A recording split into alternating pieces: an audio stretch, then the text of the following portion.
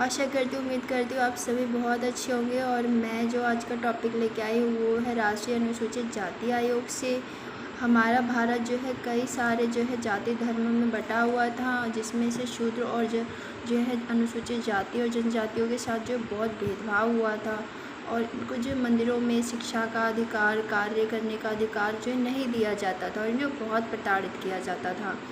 तो और हमारा संविधान में एक लंबे इतिहास की देन है, जिसमें हमारे संविधान निर्माता भीमराव अम्बेडकर जी ने अपनी एक सराहनीय भूमिका निभाई, और उन्होंने जो है ऐसे वर्गों को जो है एक समाज में स्थान देने के लिए जो है काफ़ी संघर्ष किया, क्योंकि वो खुद उस जाति से थे और उसका जो है प्रताड़ना वह झेल चुके थे। तो इसलिए उन्होंने संविधान में इनको जो है एक विशेषाधिकार देने की कोशिश की, जिससे वो जो है अपने समाज में अपने अधिकारों को पा सके, और वो भी जो एक अच्छा जीवन जी सके और समाज में उच्च स्थान पा सके। तो हमारा जो है पहला क्वेश्चन इसमें कि भारतीय संविधान के किस अनुच्छेद में अनुसूचित जाति व जनजातियों के अधिकारों की जो है रक्षा का जो संवैधानिक प्रावधान किया गया है, जो उनके विशेष अधिकारों की रक्षा करता है। तो ये है हमारा आर्टिकल नंबर 338 में है। अनुसूचित जाति एवं जनजाति आयोग की स्थापना जो है कब की गई थी? तो 1978 में जो है कैबिनेट प्रस्तावों द्वारा एक गैर संवैधानिक निकाय के रूप में अनुसूचित जाति व जनजाति आयोग की स्थापना जो है की गई थी। बहुसदस्यीय अनुसूचित जाति एवं जनजातीय आयोग की स्थापना कब की गई थी? तो 65वें संविधान संशोधन द्वारा जो है 1990 में बहुसदस्यीय अनुसूचित जाति और जनजातीय आयोग की जो स्थापना की गई थी। संविधान के किस संशोधन द्वारा अनुसूचित जाति व अनुसूचित जनजाति आयोग को पृथक कर दिया गया था, मतलब अलग कर दिया गया था?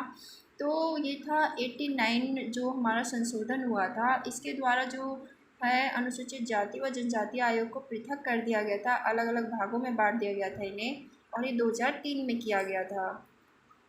अनुच्छेद 338 के अंदर जो है राष्ट्रीय अनुसूचित जाति आयोग को रखा गया, और अनुच्छेद 338 क के अंदर जो है अनुसूचित जनजाति आयोग को रखा गया, तथा ये दोनों एक संवैधानिक जो है संस्था है। राष्ट्रीय अनुसूचित जाति आयोग की संरचना किस प्रकार की है? तो इसमें जो है एक राष्ट्रीय अनुसूचित जाति आयोग में कितने सदस्य होते हैं? तो इसकी संरचना इस प्रकार से है कि इसमें एक अध्यक्ष होता है, एक उपाध्यक्ष होता है, और इसके अलावा 3 अन्य सदस्य होते हैं। राष्ट्रीय अनुसूचित जो है आयोग में कितने सदस्य होते हैं व उनका कार्यकाल कितने वर्ष का होता है? अभी जैसे पहले मैंने बताया कि राष्ट्रीय अनुसूचित जाति आयोग में एक अध्यक्ष, एक उपाध्यक्ष और 3 अन्य सदस्य होते हैं, जिसका कार्यकाल जो 3 वर्ष का होता है। पर इनके जो अध्यक्ष उपाध्यक्ष जो चुने जाते हैं वो सिर्फ 2 बार ही इनकी नियुक्ति की जा सकती है, 2 बार से अधिक इनकी नियुक्ति नहीं की जा सकती। अनुसूचित जाति व जनजाति आयोग के सदस्य की नियुक्ति किसके द्वारा की जाती है? तो ये राष्ट्रपति के द्वारा जो है सदस्यों की नियुक्ति की जाती है। अनुसूचित जाति आयोग के अध्यक्ष को किसका दर्जा प्राप्त होता है? तो अनुसूचित जाति आयोग के अध्यक्ष को जो कैबिनेट जो है केंद्रीय कैबिनेट मंत्री का जो है दर्जा प्राप्त होता है, और जो है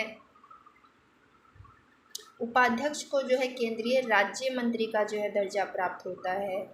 अध्यक्ष जो है इसमें अनुसूचित जाति का सदस्य ही होना चाहिए, वह एक जो है सामाजिक कार्यकर्ता होना चाहिए।